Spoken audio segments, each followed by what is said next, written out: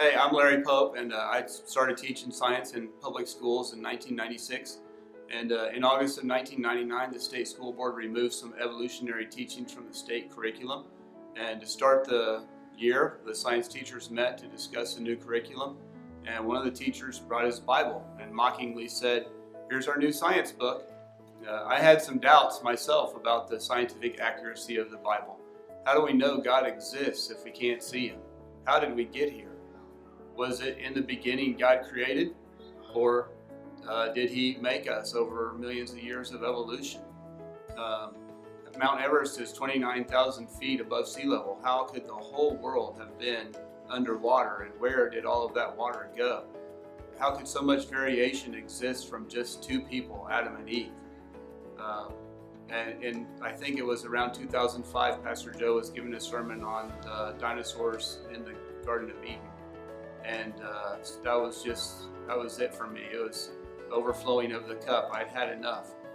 Was it, is this scientifically accurate, or have I been taught wrong things in school?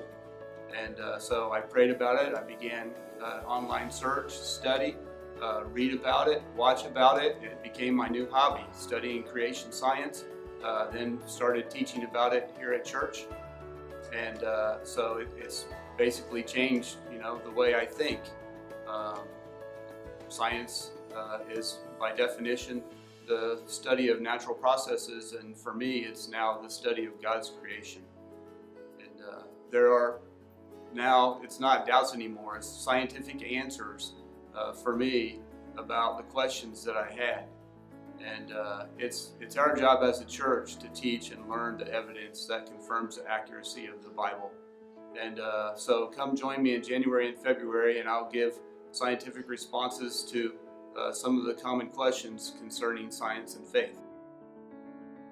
North, south, east, and west. Winter, spring, summer, and fall. Nature comes in 4 rhythms. And just like that, man's heart comes in 4 rhythms: king, warrior, mentor, and friend. In the 4 pillars of manhood, we're going to take a week and look at each of those. And we're going to see, what does it look like for us as men to exemplify godliness in each of those characteristics. I hope that this class offers great discussion as well as tangible, very applicable things for us to take home and do. We'll only be meeting in January, so I hope you can join us each of those weeks. One of our emphases as our church in 2017 is going to be discipleship.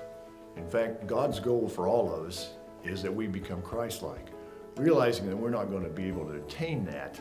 However, through an organized, intentional effort, we can become more Christ-like. I'm Rick Long, and I'm going to be teaching a class in our adult Bibles rotation called Class 201, Spiritual Authority. It's a discipleship-based class. We're going to discuss 4 basic habits that we need to be able to become more Christ-like. We'll look at skills needed to get started on those habits and some of the tools that we have to maintain that journey. So if you're interested in growing in your spiritual life and want to become more Christ-like, come join us for Class 201, Spiritual Maturity.